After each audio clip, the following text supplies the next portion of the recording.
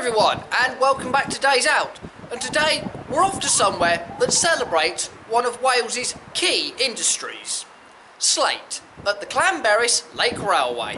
The Llanberis Lake Railway runs for 2.5 miles along the track bed of the former Padon Railway, which ran from the Dinorwic Slate Quarry to Port Dinorwic.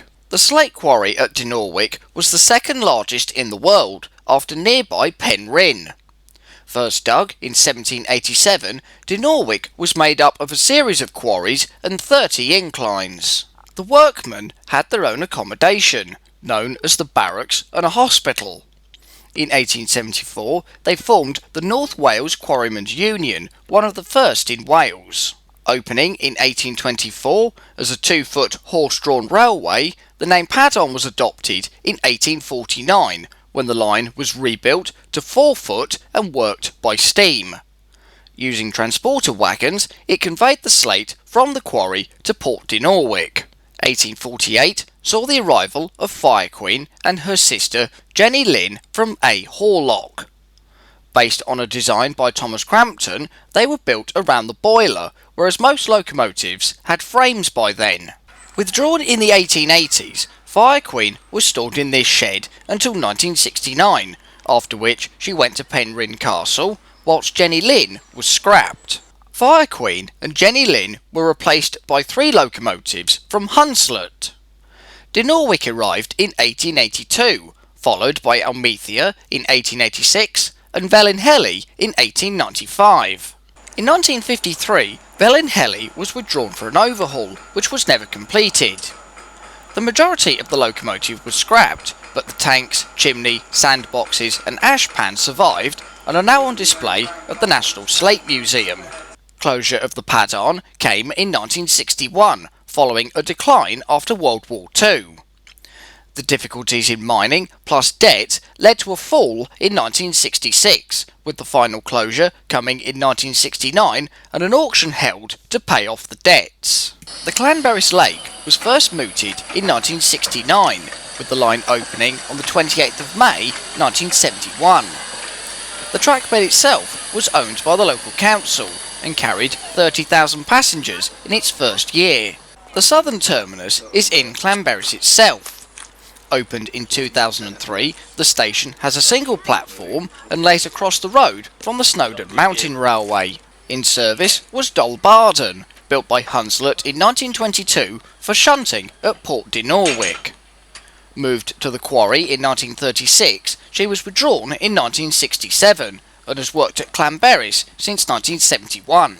Another Hunslet is Eladia from 1889.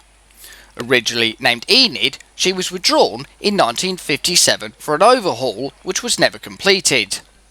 Acquired in 1969, she had to undergo a major overhaul before returning to traffic. Una dates from 1905 and worked at the Penny Orsid quarry near Penny Grows. She's owned by the National Slate Museum, which we'll see later. The first locomotives in the quarry itself were 5 040 vertical boiler tanks from De Winton. Later, 3 040 saddle tanks from Hunslet arrived, 1 in 1870 and 2 in 1877, all being withdrawn in 1920. The saddle tanks marked the start in a series of 9 designs produced by Hunslet between 1883 and 1932, known as Quarry Hunslets. In total, Dinorwic was home to 19 Quarry Hunslets, the first arriving in 1883 and the last in 1932. The most numerous was the Alice type, with 13 designed specifically for Dinorwic. The 3 port types had a high-pitched water tank, whilst the 2 tramroad or mills types had domed boilers, a longer wheelbase and dropped footplate.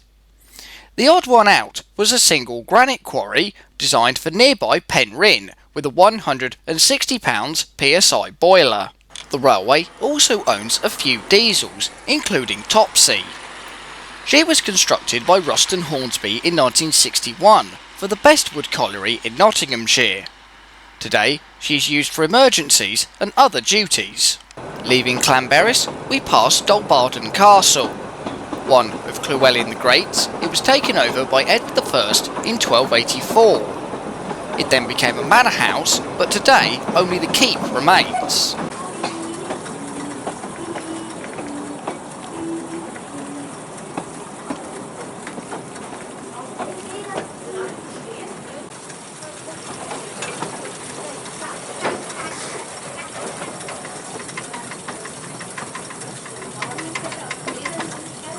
Gilfacdu is the line's headquarters and the southern terminus until the extension to Llanberis was completed.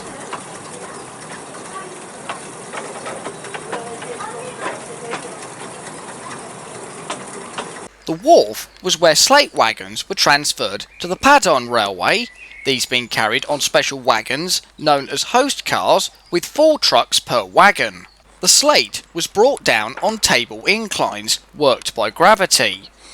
This one, from 1873, connected to the Vivian Quarry and was restored in 1998. Vivian Quarry was a self-contained unit amongst the quarry's network. The name came from Walter Vivian, the quarry's manager from 1884 to 1902, and is now home to a diving centre. See Cladan opened in 1972. It has a single platform with a passing loop and picnic area.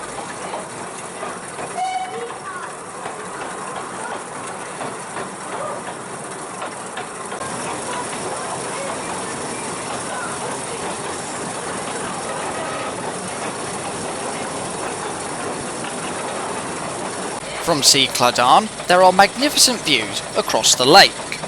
At 2 miles long and 94 feet deep, the lake is part of the Padon Country Park. In 1958, it hosted the rowing events for that year's Commonwealth Games. The end of the line is at Pen Clun, reached in 1972.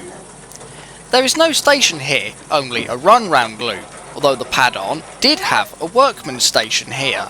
Returning to Gilfacdu, we'll take a look around the National Slate Museum.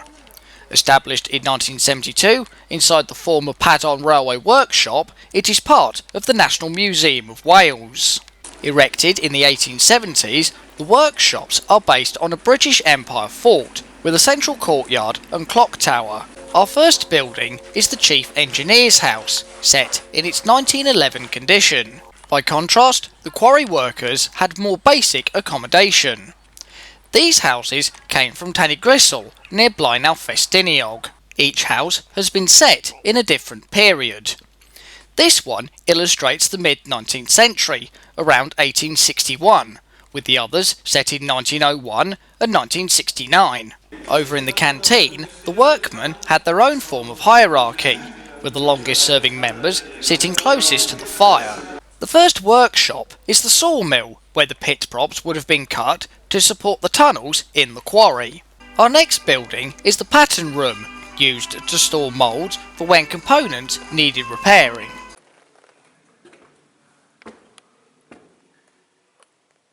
When required, the moulds would have been taken to the forge for castings to be made. Smaller parts, though, would have been made in the blacksmiths. On certain days, the museum offers demonstrations on smithing.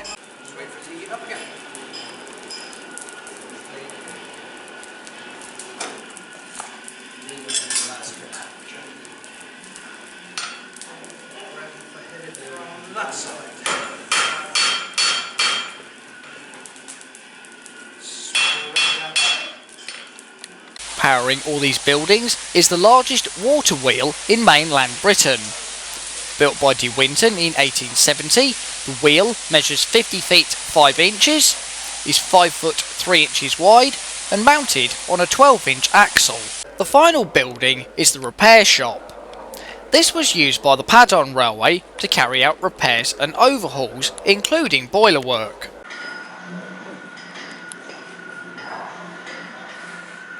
So that was a visit to the Llanberis Lake Railway and the National Slate Museum. Hope you've all enjoyed the video, and don't forget to like, subscribe, leave a comment and feel free to follow me on Instagram, link down below in the description. Take care everyone, and I'll see you all on the next day out. Bye!